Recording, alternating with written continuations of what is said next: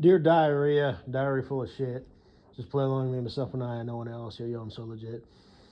I want to share this while it's fresh in my memory, just because I think it's kind of a cute little one of these, endearing, things that, people do. It was my sister's birthday today, right? So I went over to his because I thought, well, I have to show up, for my sister's birthday. Otherwise, that would be like kind of like, her feelings might be hurt. I usually go and visit, my family on the weekends anyway. So I showed up, and I said I'll be there tomorrow at this time. She went over to my folks' house because they have, a bigger yard and property. So she took her two dogs over there. She's got a Labradane, which is more so on the side of the lab as opposed to the Dane, but it's still a big damn dog. And she has a Basset Hound, which weighs like 70 fucking pounds. So it's on the bigger side of, Basset Hounds. And so she took him over there, and, I'll skip the details. The one dog is just so fucking annoying, because it like whines, and it loves me, and it tends to like jump up and scratch, and it's kind of a nuisance. And there's a technique to like properly greet it. So if you don't properly greet it or him, because they're both, no, well, it doesn't matter. And when he comes up again, you kind of got to properly, pet it and this, that, and the other, and he stays calm. But if you don't properly show the right amount of enthusiasm and petting, it intensifies. And that's when he like jumps up on you and scratches you, and he keeps fucking licking you and shit. So there's a technique, as where the Basset Hound is just like, hey, how you doing? Wiggle, wiggle, wag, wag of the tail, and that's it. They go away. Same thing with her three Frenchies, which are all different. They all just fucking pain in the ass. But there's a technique of, let them kind of work out their energy. They'll jump up on you and kind of tug on your shirt. And then you pet them, you acknowledge them, and then you got to kind of do the whole, stop it, this, that, and the other. And there really is, like a technique, to minimize the amount of nuisance that they are. And her three Frenchies, I've mentioned them before, like they're adorable. They're three like completely different, personalities, three different types of like fur. Like I said, Lily is a runt, and she's got the smallest ears and buck teeth, and she's kind of a gremlin looking thing. Arlo has got the smooth fur, all white with the dot, and the cardboard thing, where he has to show off his prized possession, and he always needs to be petted, and he would actually like fall asleep, like when you're petting him and stuff. And then Tank with the wiry fur, black hair, biggest ears, biggest square head, looks like a bodybuilder. He just naturally had like genetically, he's just a bigger, stouter dog. How he just sort of stands there, and he's like, you can pet me if you want, if not, whatever. And how he does with like the food, it's hard for me to explain, but they all have different personalities. And this Labradane that my sister has is just a needy dog, and a lot of people see that as kind of like a endearing, right? And it's like I just find that annoying, I mean, yes, but like I said, you learn how to deal with that, like take a knee, right? So they don't jump on you, so take a knee. So you got one knee on the ground, you got one foot on the ground, and you bring them in, so their neck is like on your shoulder, and you pet them and you pat them, and you just really, really give them some loving, quote unquote, and you acknowledge them, and you pet them, and you stroke them, and you give them a couple pats, and it's like, okay, we good, now fucking go away, like I said, it's a good thing I'm a decent guy, because I could be one cold-hearted son of a bitch. And that's just how you deal with a dog like that versus her basset hound who just comes up, tail a wagging, will come up, kind of walk between your legs and then walk around and whatever. And it's like, okay, reach down, pet, pet, pet, pat, pat, pat. Okay, we cool, we cool, we good. You good? Hello, hello, okay. But, the other one, the Labradane, is just like, yeah, so. But, like I said, if you go through the proper sets of motions, and they are sets of motions because they work every time. It's not just depending on what mood the dog is in. The mood that the dog is in is always the same. Oh my God, oh my God, oh my God, oh my God, it's this guy. So it works. And sometimes you got to reinsure it. It's like we already introduced ourselves. And they come over and he's all whining and shit. It's okay. But so anyway, I guess those dogs, man, they're kind of a pain in the ass. Like I said, it's endearing, but it's also a pain in the ass. A minor pain in the ass, first world problems. I mean, good grief, you got a bunch of dogs who love and adore you. Okay, wow. Yeah, okay, whatever. But anyway, it's a birthday, so I went over there and,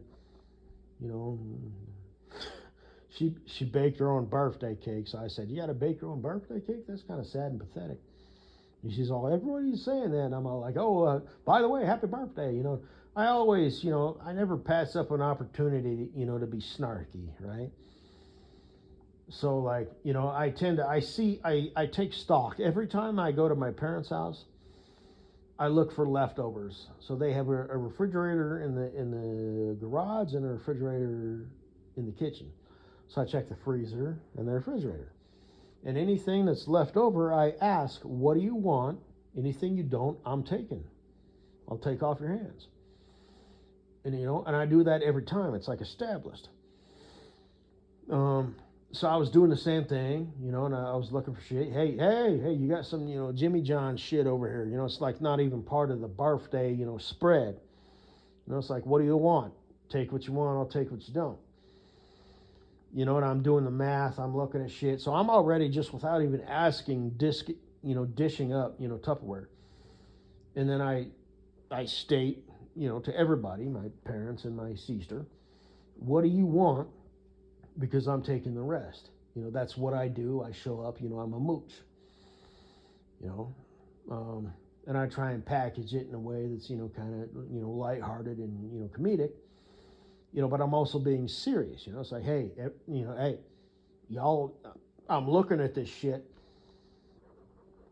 I already know how this game works. This food is going to sit here in my, mom and dad's refrigerator for like a week. I'll show up next week and I'll still see a little bit. I'll see like 2 bites worth of fucking, rotisserie chicken, that we're eating now, but they didn't get around to eating. So everybody take what they want and, I'll take the rest. But I did take the liberty to take my own shit first, because I'm kind of selfish in that way.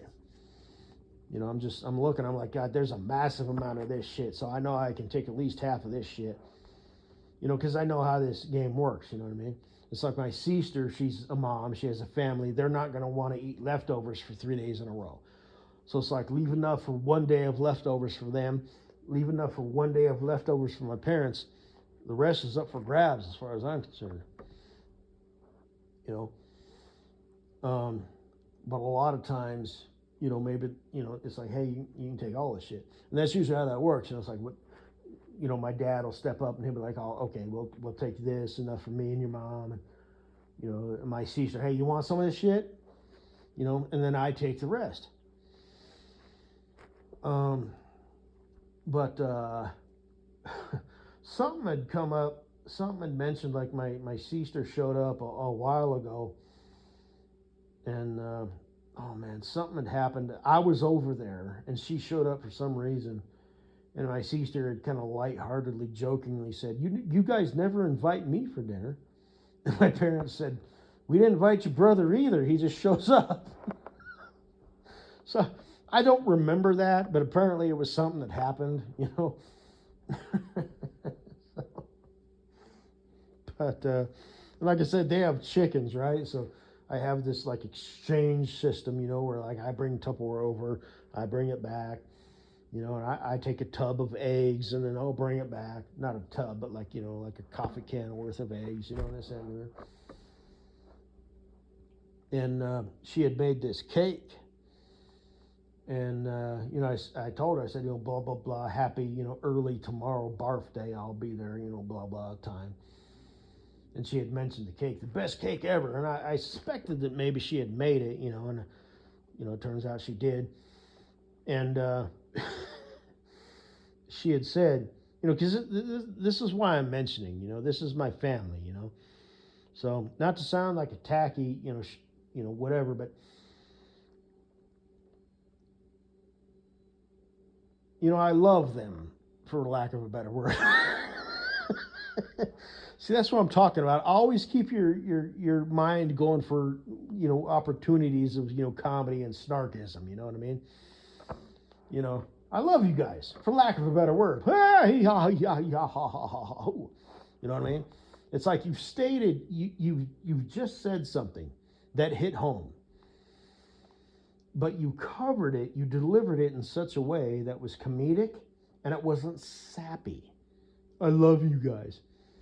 Hey, you know, I love you guys, for lack of a better word. Hey, you know, and that just comes, you know, it is what it is.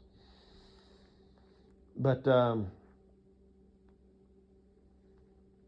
that's why I'm mentioning that, you know, because it's like, you know, that's just how I do. But, she baked this cake, and I didn't think it was super spectacular. So, and she was thinking it was the shit. And I didn't even realize that I said it like this. I wasn't trying to like set something up. You know, she had said, you know, so like, how about this cake, right? So what do you think? Right? Like bringing that up. Like, isn't this some fucking shit? You know, like, I don't know if she made that recipe herself or stumbled across it somewhere. And I had said, it's good. And she immediately was like, stop right there. I recognize the tone. I know what you're going to say next. That is the wrong thing to say. You're supposed to say that this cake is the greatest thing that you've ever encountered. You know, and because I didn't think it was that much, you know. My mom thought it was really good. And so did my sister. I don't know what my dad thought or my brother-in-law or anybody else, you know, but you know, my two nephews, because my oldest one, he's up at like scout camp in Wyoming, but I didn't even realize I said it like that. That's good. Okay, stop right there. Shit. So later, you know, that had come up, you know, blah, blah, blah, where we were kind of shooting the shit, you know, outside, you know, and I had said, you know, blah, blah, blah. And she, so man, she had said, apparently maybe my sister visits a, you know, a head shrinker or a therapist, you know, once a week or whatever. Because I had said that, it had came up again, right? Like, you know, it's good, you know, whatever, you know. And I had, you know, jokingly, you know, borrowed that line from Crocodile Dundee. Oh, you can live off of it, but it tastes like shit, you know. And she said, I'm going to tell that exact line to my therapist. So, on the one hand, it's like, I guess I should have called her on that. Because like I said, that's the kind of relationship I have with my family. You know, it's like, you see a head shrinker? Okay. Yeah, your mental spur, you know, but whatever. But, and now it's kind of too late. If I was to bring it up now, it would just be weird and awkward. But at the time, I just didn't even think of it. It didn't even, you know, enter my mental space, you know, like, you see a therapist once a week? Really? Well, good luck with that. Playing the long game, are you? You know, but anyway, whatever. Which would be kind of an unspoken, kind of like, playing the long game. Huh. You know what I mean? One of those deals. But I neglected to ask that. So I have just learned something today about my sister. You know, she might actually be one of those people who has to talk to a psychiatrist, you know, periodically. And, you know, I mean, I guess, whatever. So, yeah.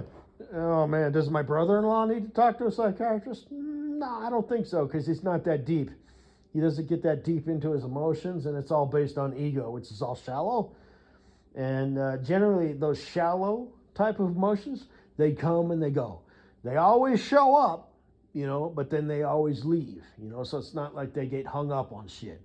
My sister, who is a little bit deeper thinker, you know, a little bit more emotional intelligence and all that shit, she's internalizing all this shit that's going on in the world, you know, or whatever, a little bit more than my fucking piece of shit brother-in-law. Now, my brother-in-law, he's not a piece of shit. I didn't mean it like that.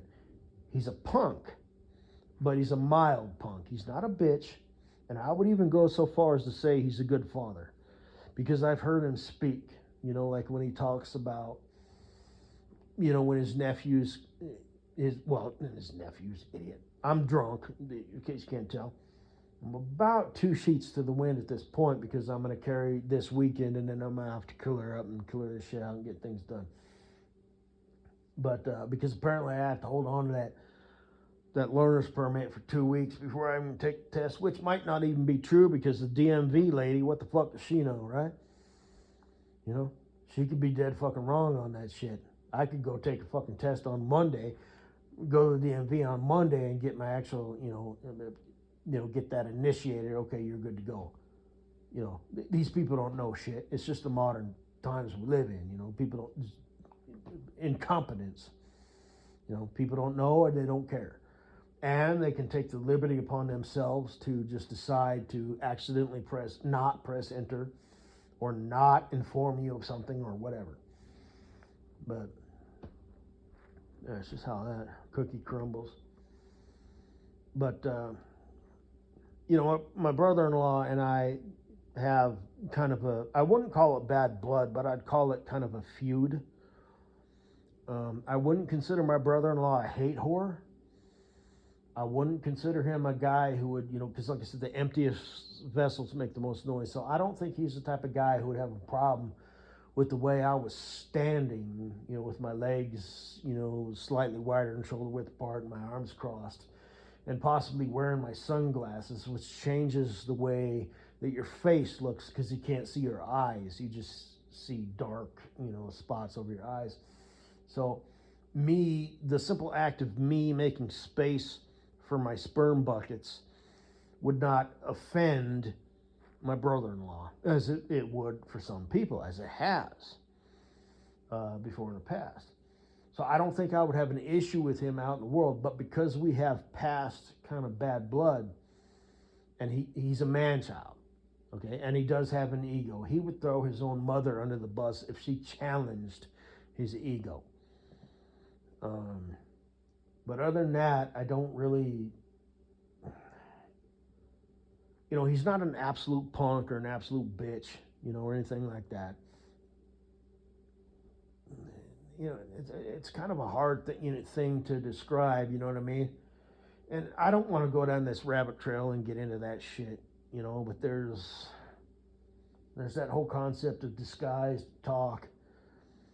You know, like in public, you know, if he were to pull that shit, I would shut him down fast, quick, and in a hurry. But he's not the type of guy who would pull that shit in public. So he does things, you know, based on like tone and, you know, this, that, and the other, where he's trying to say shit. And it's just like head pat, you know, okay, whatever, go away. You know, this has been established. You know, you might want to just stop talking, but he's not the type of individual who can do that, because he's got too big of an ego and too much pride. You and he misunderstands things. And some people might say, well, are you sure you're not doing the same thing with him? Yes. Because he does things differently. He says things that are out of context. I don't. So that we're just going to leave it at that, moving on. So anyway, my sister, because I was over there, so he was over there. And I knew that, what I mean? He's an ankle biter. It's just what it is. I expect this shit. It wasn't too bad today. It wasn't too bad, but there was a little bit, because that's just who he is. And I recognized that. I'd say some shit, and I'd be like, I bet this motherfucker is going to interpret that as that. That's not what I fucking meant, but he's going to say that. And of course, later, out of context, the things that I am saying are in context. And then the things that he says later are out of context. That's what I'm talking about. He's trying to do that double talk shit. And after I say that, I catch that. It's like, this motherfucker, fuck, I know this asshole is going to bring something up, later. He's going to say something that's going to be completely out of context. Nobody else is going to really pick up on it because people aren't keyed up on that shit, generally speaking. At least not my family. Some people are, because humans being humans, like I said, we're all kind of on the same page, just kind of a little bit different, perspective and internalization of that page, But my family, my mom and dad aren't going to pick up on that out of context statement that he just made. I am, and if we were out in public, those people might, because of who they are and what they bring to the table and this, that, and the other. But my family, like I said, that's one of the 4 things that I was, blessed or for lack of a better word, or maybe it's a perfect word. I was born American, I was born white, I was born male, and I was born to a good family. So my family isn't going to pick up on that punk shit, But when I'm out in the public, those people might, because they aren't as high caliber as my family, meaning my mom, my dad, and my sister. Now, my granddad and my grandma have since passed away. Now, my nephews, I can't really vouch for them yet. They're still young.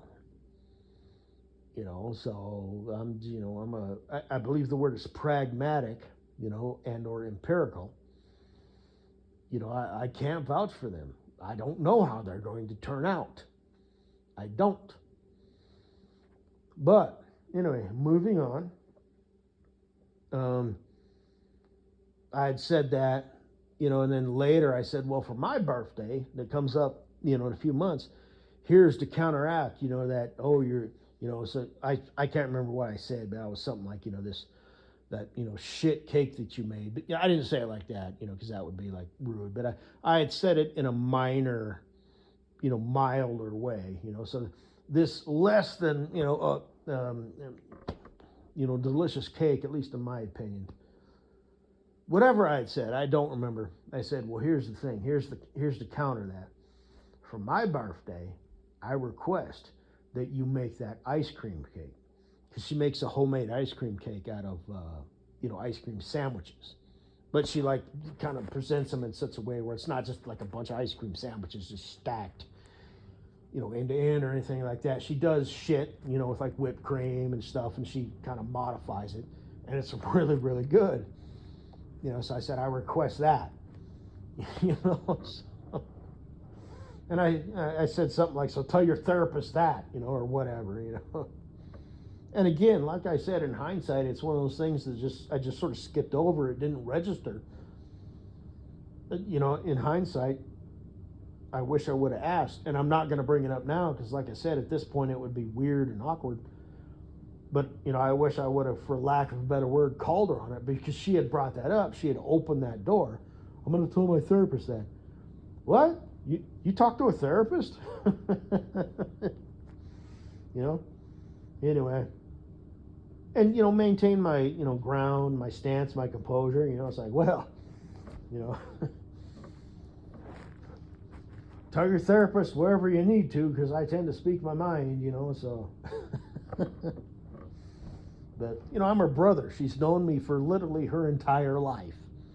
So, she knows how shit works. So, I'm just thinking, this one time there was this cat that my mom had, and its name was Button. And I was in the living room and she was brushing her teeth. It was like, it was kind of getting close to bedtime or whatever. I was like 17, or whatever, and she's like 3 years younger than me, so whatever. And the cat, I'm all, Button, come here, Button. And I turned, and my mom said, "You are not vacuuming up that cat's tail." And immediately after she said that, I turned the vacuum on, and the cat ran off. But my sister thought that was funny. So my sister sees me through endearing eyes. I'm Big Brother, right? And like I said, I'm me, so I do kind of have like a dry, as a matter of fact, way of doing things. So she, I do things that, she thinks, like she laughs a lot, whatever I say. And so does my mom. Well, they all do, but, well, not my brother-in-law, but even my nephews, you know what I mean? Because like I said, that's just kind of my style. It's sort of a matter of fact, observation type shit, and then there's the delivery and stuff. I mean, it just is what it is. I'm not trying to sound like a fuckhead here. I'm not the coolest guy in the room by any means, stretch the imagination. But I just do what I do, and it is what it is. It's just who I am. You know what I mean? So I'm not trying to make a front or present things in a certain way. I just kind of speak my mind within reason, because sometimes you don't want to speak your mind. But anyway, what I'm saying is, my sister, she thinks I'm pretty cool, and so does my mom, and so does my dad, actually. Like he said that before. I remember when the intervention, it's just something that I remember. Apparently it means something to me. He had said that, to the intervention dude, the bald-headed dude in the leather jacket, he had said something along the lines of, he's funny, he's switched on, blah, blah, blah. I took that as a compliment, but, it is what it is. I know I'm not trying to sound like a fuckboy here. My family thinks I'm funny, no, I mean, like I said, humor is good, if you can make people laugh or at least chuckle. Because humor shows intelligence. You have to be able to like grab things and recognize things out of the, the environment. It just is what it is, So it's just something that I notice, So, it's like I didn't really think that was all that funny, because you need to be able to take the hit too. You know what I mean? If you're trying to be clever and witty, and somebody doesn't laugh, it's like, okay, fine, moving on. But it's just something that I've noticed over the years, that it would appear that my sister thinks I'm a pretty swell guy, and so does my mom. Like when I told them about, the whole concept of, capturing mice alive just so I could, step on their ass and dome them behind the head, it's like, oh my God, but whatever. But it's like I have there's a method behind that madness. So anyway, I'm 28 minutes in, and oh fuck, and here's the thing. Apparently my middle nephew, they were wanting to set some mouse traps, and they do the same thing. He came up with this all on his own because he's a critical thinker. I've told this before. My middle nephew is going to grow up to be a fucking genius. He thinks outside the box. He really does. And I did not tell him this. He came up with this all on his own, setting a mouse trap, that with the wood and the metal, and then putting it on a piece of cardboard and transferring it to where you need it and setting it down. And I had said that, and my sister was like, he told me that like 2 months ago. How come you never informed me of this? And I was like, well, I just never thought of it as something, that was like, oh, hey, I've discovered something. It's just whatever, you kind of got to figure some things out on your own. He thought of that all on his own, just like I did. And then here's the thing. Apparently his father, my brother-in-law, wanted him to set the mousetrap so he didn't have to. Now, I don't mean that as in, he's being a dumb bitch, whatever. He's probably just, hey, mousetrap, hey, this is one of those things, it kind of sucks, blah, blah, blah. So I'm not going to sit here and spin that and be like, my brother-in-law is such a fucking coward, he can't even set his own mousetrap. No, I doubt that's the case. It was probably a learning experience, where it's like, hey, you got to set a mousetrap. Yeah, setting these things kind of suck. So that's probably what that was. And I should have stated that at the moment. But I didn't. It just never even occurred, didn't cross my mind. So, and my brother-in-law was there at the time. So if he overheard that, that's probably what he's thinking. Because I doubt it was because he was, didn't want to set the damn mousetrap, so he recruited his son to do it. It was probably he took that advantage, that opportunity as a, learning experience. Like, okay, time to set your first mousetrap. Yeah, these things suck. But I didn't state that. So he's probably thinking, he heard that and probably thought, well, but he could have chimed in, too. There's nothing wrong with that. Plus, there's the whole, I think he might be a secret fan, or maybe he was, and that's just, I'm not going to get into that. But, like I said, our relationship is not like super hostile or anything like that, but we're not on the best terms. We're generally cordial and polite. We'll laugh, we'll joke, we'll engage in conversation, but there's always kind of that underlying bullshit. And I'm always pulling rank on him. You know what I mean? Because it's like his shit is petty. It's out of context. It's clearly based on ego and insecurity. And mine is non-existent. It's just I catch myself afterwards like, shit, he's probably going to fucking take that out of context. And sure enough, so. But I took it to the next step. So, it's like I'm trying to be funny, like, it's kind of labor intensive, you catch them alive just so you can kill them, but, and I got a soft spot in my heart for mice, because of that one mouse, Katie Boo, I don't know if you've heard that story, because you're a secret fan, right? What am I, 32 minutes in? I'm sure you're listening in. Like I said, I'm a YouTuber. I do it for the glory. I keep doing it for the respect and admiration. But, it's like, well, he didn't think of that, did he? So, because like I said, that's probably what that was. But she didn't say it like that, you know what I mean? It's like, why didn't you state that? So maybe he really and truly, I find it hard to believe, but, hey, fuck, how old is he now? God, he's like 13 years old, something like that. Well, you set the mousetrap, I doubt that. But me, as an old as fuck motherfucker, it's like, no, I'm tired of setting these mousetraps. They make me neurotic, so I've come up with a solution. Catch them live, put on some gloves, and dome them in the back of the head with a BB gun. Problem solved. So, anyway.